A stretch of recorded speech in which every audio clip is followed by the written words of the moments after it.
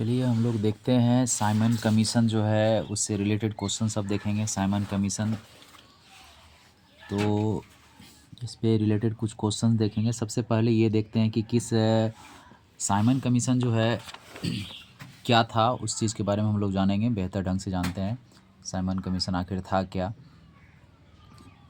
देखिए, भारतीय प्रशासनिक अधिनियम 1919 के तहत जो प्रशासनिक व्यवस्था किया गया था भारत में, उसके जांच पड़ताल के लिए जो है अंग्रेज़ ने सर जॉन साइमन के अध्यक्षता में 7 सदस्य वाला कमेटी का जो है गठन किया था।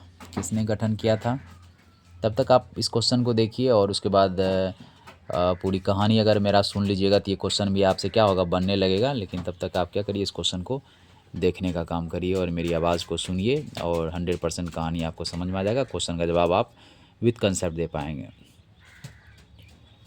तो 1927 ईस्वी में साइमन आयोग इंडियन स्टैट्यूटरी कमीशन का गठन किया गया था। ऐसा गठन क्यों किया गया था? 1929 ईस्वी में ब्रिटेन में चुनाव होना था और उस चुनाव को ध्यान में रखते हुए भारतीय शासन अधिनियम 1919 में जो आया था, अधिनियम दिया गया था अंग्रेज़ के द्वारा, ठीक है।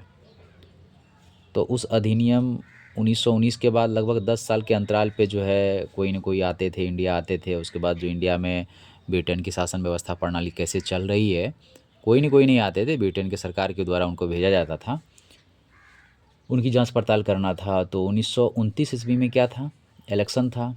तो सोचा इलेक्शन से पहले इस चीज़ को निपटा दें। 1927 में क्या किया गया, साइमन आयोग का क्या किया गया, गठन किया गया।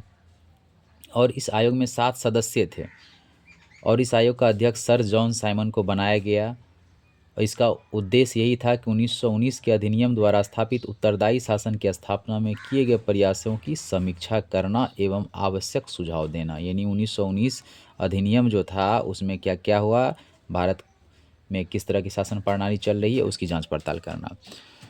लेकिन साइमन गो बैक का नारा लगाया गया पूरे भारतवर्ष में, जहाँ जहाँ वो गए, और उनका विरोध पुरजोर तरीके से किया गया। वो विरोध इसलिए किया गया क्योंकि 7 सदस्य इस टीम में एक भी भारतीय नहीं थे।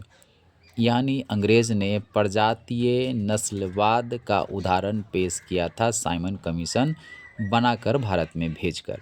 भारतीयों को कमतर आंकने का कोशिश किया गया था, जो कोशिश उसको बहुत ज़्यादा महंगा पड़ा।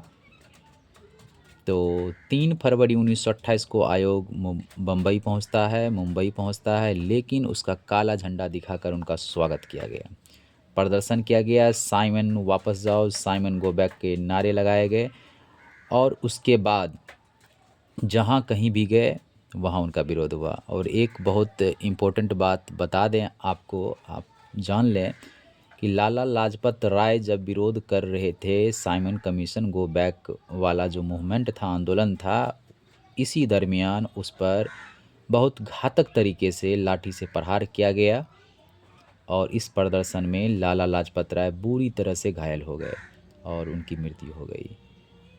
और आपको पता है कि इसके बाद क्या क्रांतिकारी कदमें उठाई जाएगी, लाला लाजपत राय की हत्या का बदला लिया जाएगा क्रांतिकारी नेताओं के द्वारा, वो देखेंगे हम लोग आगे।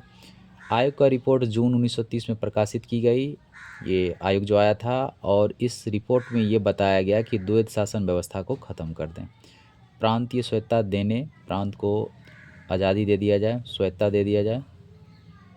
इस तरह का विरोध स्थापित किया गया। तब तक के लिए 1 मिनट बता रहे हैं।